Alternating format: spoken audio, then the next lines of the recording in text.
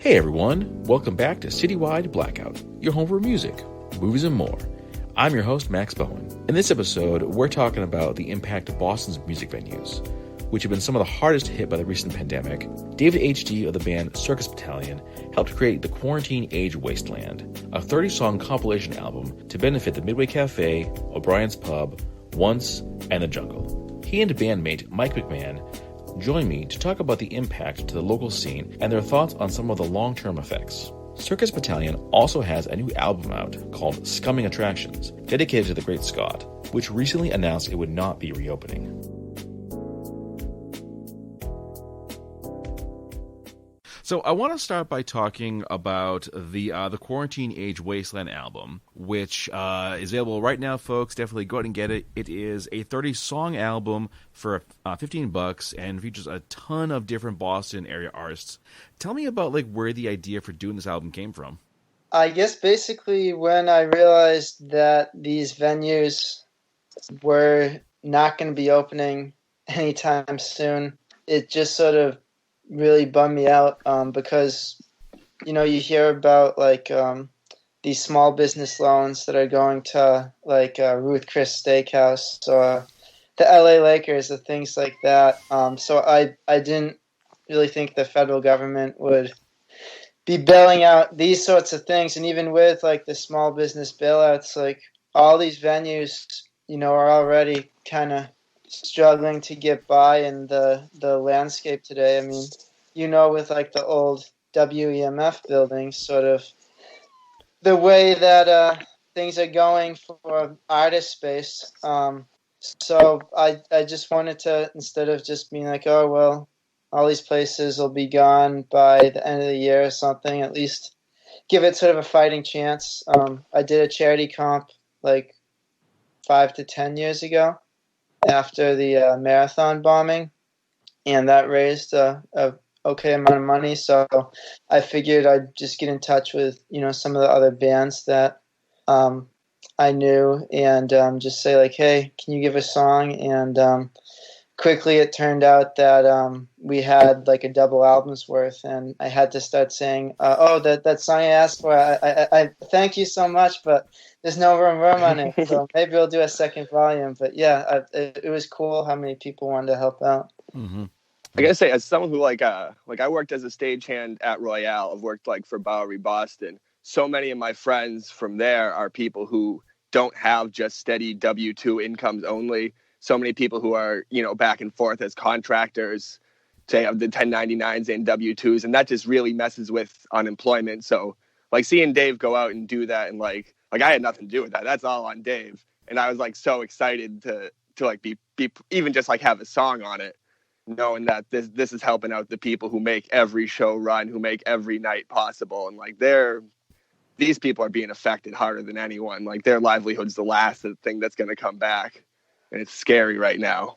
A lot of the money are going to the venues, have set up funds for the people that work there that Mike's talking about. But one of the things that's also doing is if they say, no, we don't want any money for us, just give it to our employees, is that I know is qualifying them for certain state loans, I think, that would make it so if they're paying their employees during this downtime, they would also get additional government loans that not everyone is going to get. So you're going to be helping both the venue as well as the people that work here by buying this or that work there. Mm-hmm. Yeah. And we need those venues open to keep those people employed. Oh yeah. And it's like you said, Dave, even when times are good, these places are getting shut down. We heard that their landlord is not going to renew their lease, so they're gone. Yeah. And so many other places are kind of wondering, okay, how are we going to get back? Because I know music venues are going to be the last thing to reopen. According to the 4-phase plan we have now. Mm-hmm. I think the last phase is sometime in July. So we're looking in July. It's actually earliest. It's August. August. I just saw, and even that that seemed like good news. I mean, I had thought that we wouldn't have anything until the fall. So yeah, I'm still not really expecting August there. Yeah, it really is just kind of guesswork, honestly, in terms of when, because I know that some promoters have said they don't want to book shows until we have a vaccine, which if we do that, there's sort of no chance at keeping these things open. I think that, what might have to happen, and it would be weird to do a punk show like this, but you'd say, all right, we'll let in like a third of the capacity or whatever, and you have to stay like 6 feet apart. But, if they make their money from the door and from drinks, it'll keep them afloat. But to keep it closed until there's a vaccine, that's going to be difficult. Yeah, Totally unrealistic in my opinion. I would say, like you said, I'm definitely hoping for August that we make like face masks required. Keep the capacity, like you said, down to like a third or so of like what they could normally do. I think one thing that's going to have to happen is there's going to be a lot of adjustment, kind of on the fly. So much. I want shows to come back. I want to go like back to shows. If I have to wear a mask, I'll wear a mask. If I have to, absolutely. If I have to like buy my tickets like in advance because capacities are really cut down, I'll do that too. Whatever I got to do to keep this going, I want to do. And all the folks listening at home, buy this album, okay? It's $15. You can't go wrong with this. And some great names are on this one. Carissa Johnson, Big D, and the Kids Table, the Stigmatics. And Dave, you mentioned that these are just folks that you just knew kind of over the years? A lot of them, yeah. Like the ones you mentioned, our bass player does the music videos for Big D and the Kids Table. So I met them all the way back when, like 10 years ago, when I was in college and I was living with our bassist. Carissa, I've known for a while. In the last band I was in, there's a period where I broke my wrist, and she actually filled in for me. And then a guy that played drums with us, Alan, used to be her drummer as well. It seems like maybe half the bands on the comp, Mike, would you say we've probably played with or in previous played bands with played with? Yeah, played with, booked. Definitely had a lot of these people on shows even without playing on them. Just seen most of them around town so many times, even when haven't been on the same shows. Just it's a good collection of like good Boston artists who are like we really have like a good core of musicians that care about keeping these venues open, and that's good to see. These are the people who are out there at the shows already, and now they're contributing their music to it. Yeah, and there's also like a handful of them who, to this day, I haven't met. Before I put this together, I put up a post on a couple Facebook pages for like Boston Punk, and I just said like, hey, I'm thinking of doing like this charity comp. Is anyone interested? And I heard from these bands that now I think are really cool. Like there's this band called The Frex that does a song on it. This band Bernie's Garage, the Waste Buds I really like, and these are all people that I'm looking forward for this quarantine to end because it'd be the first time I see some of these. There's also a couple bands that I've seen but never actually like met in person. The Proletariat, who it's really cool to have them on this because they're on the first ever Boston Punk Comp. They're on Boston, not LA.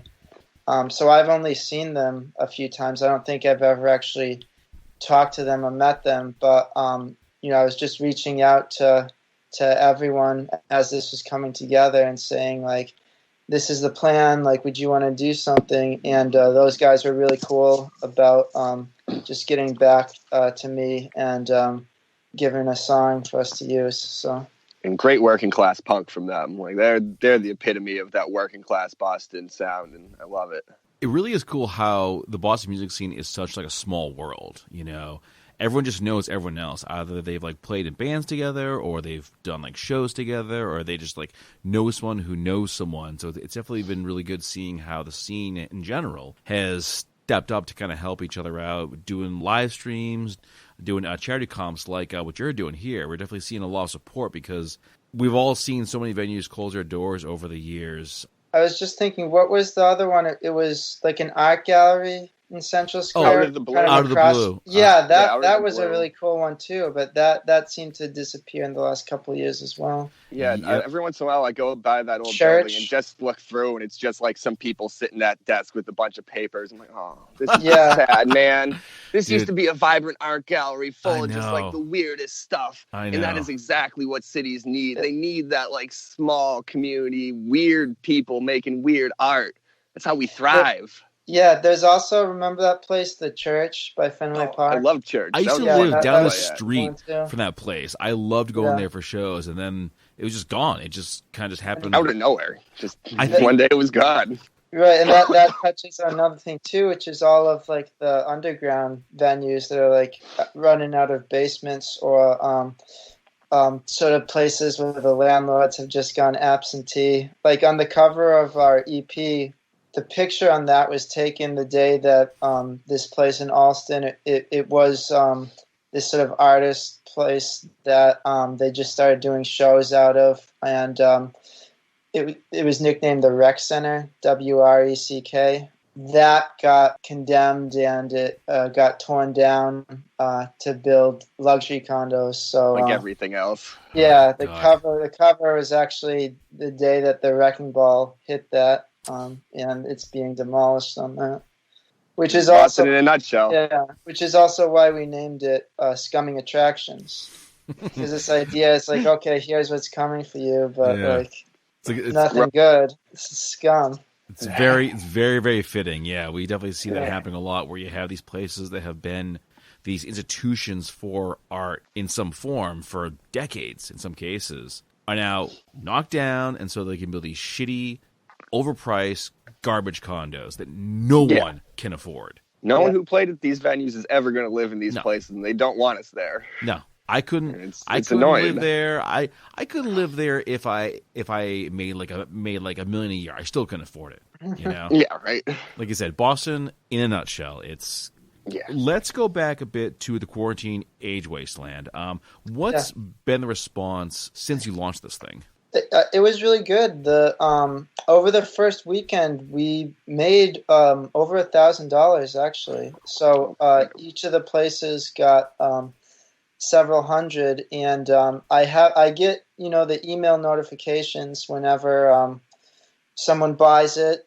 So it seems like we're still doing steady stuff. I think that first weekend it was really sort of helpful because it coincided with the day that Bandcamp was waiving the fees, so everyone was looking for stuff anyway, and you had all the bands sharing this. So the plan that I told the venues is at the end of every month, around the time that people are going to need rent, both the venues and their employees, is that I would divvy up the money equally between each place.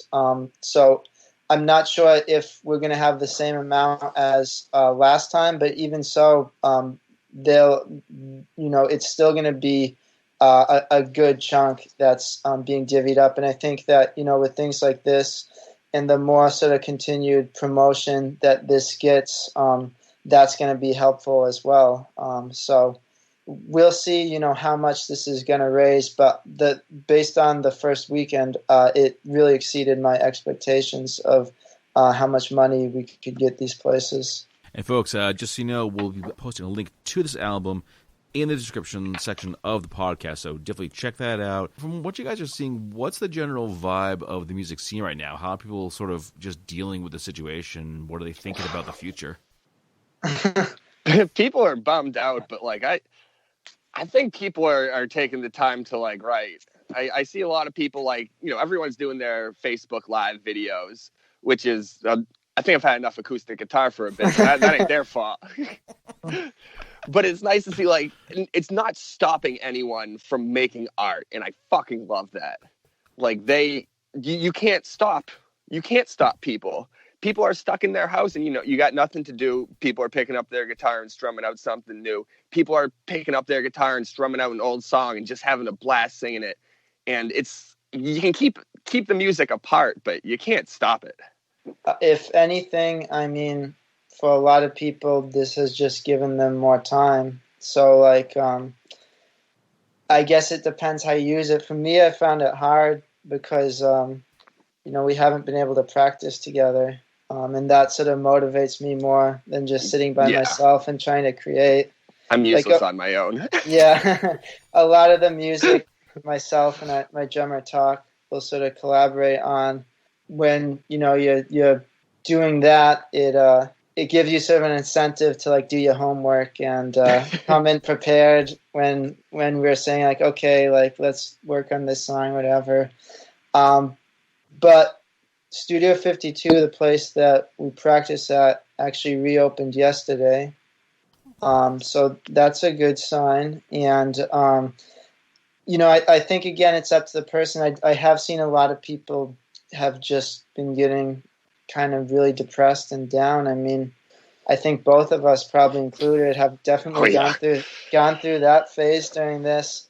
So for some people, that can make it hard to kind of get out of bed and create something. But again, it's for a lot of people, you have all the time in the world. So even if you're in a funk for a bit, like you have ample time to get out of it and create something. So I'm still working through all this. Like, I'm a grocery store employee who's dealing with the stupidest fucking customers day in, day out. And now I do not have a place every week to just go and scream for an hour. And that is just tension that builds up in all sorts of weird ways. And I don't know, at work they trust me with knives. I'm not sure how good of an idea that is. Well, then, I will not be going to your place anytime soon. Just to be the same this side. might end up being used as evidence at some point. Don't worry about it. I think you, of all people, could be excused from the occasional act of workplace insanity, because you guys are just putting yourselves at risk every single day. Like you, the firefighters, the cops, anyone who's out there working in the midst of this today. And like you said, you're dealing with the idiots. You're dealing with the people who are just... Yeah. I'm dealing with people who are mad that like their pork plants shut down because everyone at the plant is infective. No, ma'am, we don't have fucking ribs because people were dying. I'm sorry. Yeah. So sorry, ma'am. So, Mike, I haven't... Go get a pizza. Jesus Christ. I haven't had a chance to ask this, but I know, like, I've been trying to go every couple weeks to the store instead of like weekly like I used to. Are there people that are just like showing up every day, a couple of days, as if like there's nothing out of the ordinary? A good like 70% of the people coming through my store right now are Instacart shoppers who are there every day, multiple times a day, and that's weird. Like they're just like extra employees at this point, but stupider. I'm real happy at my job all the time. I can tell, dude. Like, there's a lot of like regulars who did a good job disappearing. There's a lot of regulars who still show up every day. It took us a good few weeks to like fully get certain people in particular under control to just wear a mask and shut the fuck up. Yeah, I've been really just like trying to consolidate my trips outdoor. Everything becomes so much more of a production. In this new role, you gotta put the mask on. You gotta wash your hands. You get home. You gotta clean everything off before you put it away. You gotta. Man, I guess I don't need Twinkies today. But well, no. Don't be crazy now. Every day. Yeah, we always need, dude. Especially during lockdown, need Twinkies. Oh my god, you need all kinds of comfort food because basically whatever weight you gain doesn't count. Doesn't count. Quarantine weight doesn't count. It'll go away. Let's get back onto local music though, because I know there's so much like speculation as to what's going to happen at the end. And of course, no one knows how it's going to turn out, but I wanted to get your guys' thoughts on that. I think that we'll probably see a lot of like benefit shows. Most people aren't sort of musicians as their main job. I think I can count like on my fingers the number of people I know who don't have like a day job. So I think that people want to help raise money for these venues and say like, we won't take a cut of what we made tonight, or not even just venues, like all these causes, like all these people have been out of work for, a while. And if you're getting $1,200 a month, like that's not even going to cover rent for a lot of people. So, whether it's like to benefit like a food bank or shelter or something, or like I said, a venue. I think that there's hopefully going to be a lot of people getting together to try to do those sorts of things. I also unfortunately think we might see another venue or two shut down in this process, but knock on wood that won't happen. I think one thing that I'm pretty concerned about is how quickly people will want to go back out to things. Not just like when things will open, like legally, but like there's gonna be a first wave of like there's the diehards who are just waiting for any live music to exist, and they will be there night one to see any band, just someone play a guitar in their face. But I think the general public and like local music, there's always the struggles to get beyond other musicians. Like so much of the local music scene is just musicians supporting other musicians, and I love that. But in order, all the people who aren't part of the local scene, all the people who haven't been so directly impacted by missing live music, like the people who like going out to a Friday night and cool, there's a band playing. I think those are the people who it's going to be hard for them to, a lot of them to justify going back out as quickly. And I'm curious to see how that really impacts everything. And I don't blame them like at all. It's a weird spot to be in. I agree with you, Mike. I think that there's going to be kind of like a mixed bag of reactions. Like, some folks are going to be like, the moment shows open, boom, I'm there, I'm going. And there's others who are like, well, I'm not really so sure, I don't want to get sick, et cetera, et cetera. So you're going to see some folks who are going to sort of hang back and say, well, when it's safer, I'll go. But my response to that would probably be, okay, when exactly is it safer? Is it when we trend downwards? Is it when we have no more new cases? Is it when we have like a vaccine? I think people got to think about what to them is safe. A vaccine is a good, year away. If you're waiting for that, that's a long ass wait to be hanging out at home like every weekend. Yeah. And of course, everyone has their own set of circumstances, how exposed they are the rest of the time. Like I have a feeling we'll see some people who, would have been out at a show every weekend being like, well, for now, I can't go without it, but I'll only do it once a month. And I think you'll see some people who are just like, well, I have to go spend time with my grandmother, so I'm not going to go do it. Like little things like that, I think are going to hurt a lot of attendance.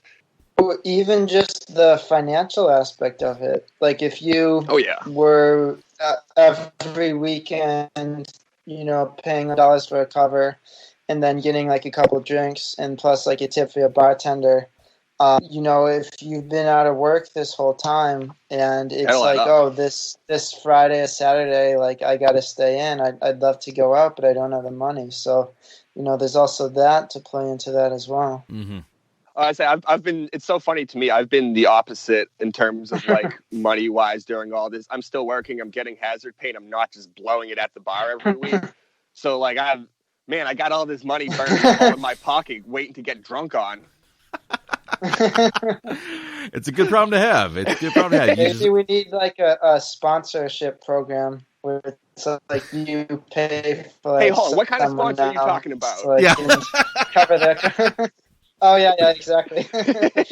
There are a lot of folks who are definitely getting hit hard by this, and they're like, maxing out their credit cards and clearing their savings out and doing all that kind of stuff. So it's you're right though. There are some folks who are going to need some time to kind of recover when they can go back to work. Going to be real interesting, but I think give it time. I don't think there's anything you can do to stop people from making music. I don't think there's anything you can do to stop people from going to need like music. You mentioned before your new album, which is called Scumming Attractions, which is the best name I think for an album right now. This is also dedicated in memory to Great Scott, which you mentioned earlier is not coming back. Unfortunately, it's gone for good, which is bullshit. I could go on about that, but it is just bullshit, and we'll leave it at that. Bullshit. It's so crap. And this venue was actually kind of the origin for the album. Dave, could you talk a little more about that? Oh, yeah. Well, that's where I met Keith, the guy that recorded and mixed and mastered us. When I was looking for someone to engineer this, I just started going through like all the albums by local bands that I have and looking at the credits and there's a band called Laugh. I hadn't gotten in touch with Keith yet, but I had got their EP because they were doing their last show, their farewell show, like in a week or so. So, I had been listening to that a lot, and I went there, and I ran into Keith because he was talking to someone and handed him his card. And I'm like, sorry to interrupt, but you're Keith, the guy that engineered this, yeah? And it's like, we just exchanged info. I'm sure no one ever came up to him at a show in sort of that manner, talk about how great of an engineer he was, but he seemed pleased by it. So we then started talking online, and we went up to his studio in Peabody and did this in one session for the instrumentals, and then Mike and I went back a couple weeks later to do the vocals, and it was really well. It went really well. He's an awesome engineer. Yeah, this Labyrinth Audio. Labyrinth Audio, yeah, that's the name of the studio. Just absolutely, can't say enough words about how good it was working with Keith. Just fun dude who just he got it right away. He heard what the songs were and and he was ready and excited, and it was real nice to work with someone who just understands the type of music, understands how to produce it properly. Someone who hears the songs and knows what they should sound like album wise. He also then mastered the Quarantine comp. When I was listening back to it, it was there's some of these that are way too quiet and some then seem way too loud, so these have to all be leveled. And he was awesome. He came in in 24 hours notice, right after he had just finished doing all this work to master our EP, and said I'll do this no charge because it's a good cause. And he was a real trooper with that. He's awesome. I can't say enough about working with him. So what is coming up next for you guys? I mean, obviously, we can't talk shows, which is normally what we say. It's hey, what's coming to? We're playing this, here, and here. Are you guys working on any new stuff while you have kind of the downtime?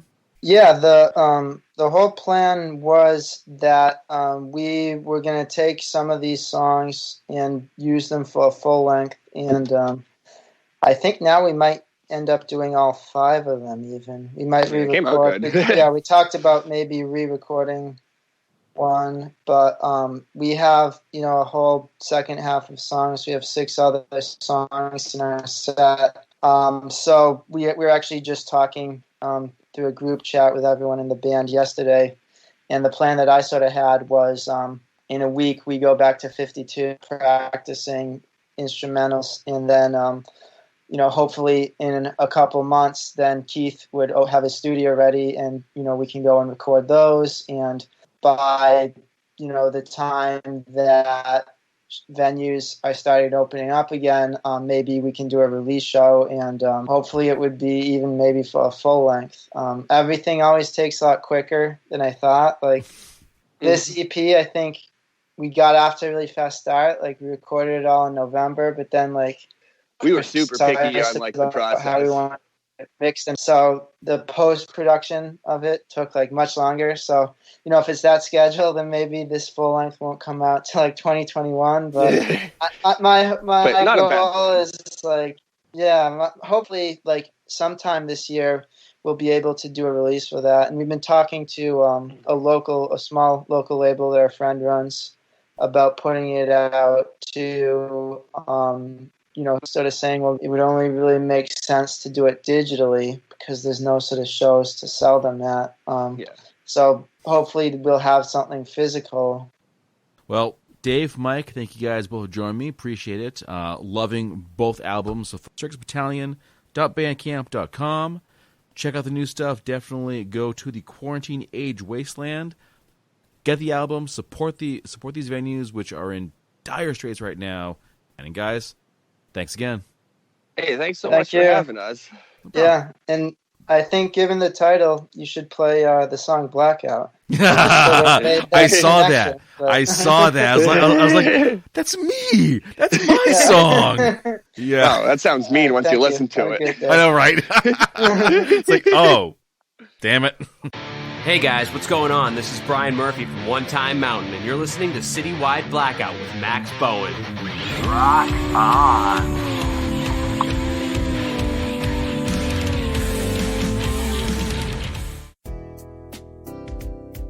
Alright folks, that brings the episode to a close. Big thanks to David and Mike for joining me. You can follow the show on Facebook under Citywide Blackout, Twitter, Instagram under Citywide Max, and listen to the show on Podbean, Spotify, Apple Podcasts, and every Saturday at 10 p.m. on Boston Free Radio.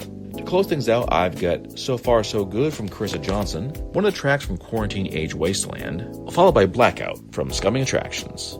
Keep those ears open.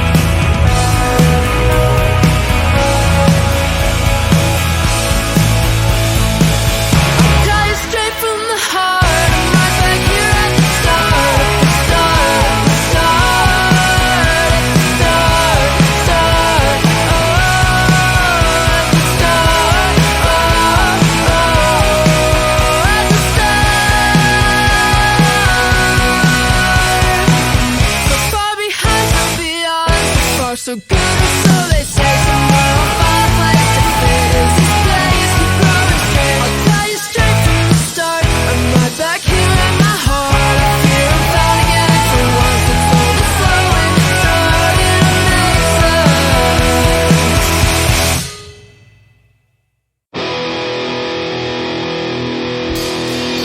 I'm done, wicked in my skin.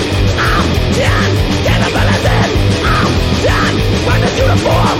I'm done, I wanna go away. The comfort, misery is one with me. When the clock stops, who the fuck gets off scot-free? I'm done, taking all the blame. I'm done, feeling all the shame. I'm done, working to the death. I'm done, fucking got a bad west. The comfort, misery is one with me. When the clock stops, who the fuck gets off?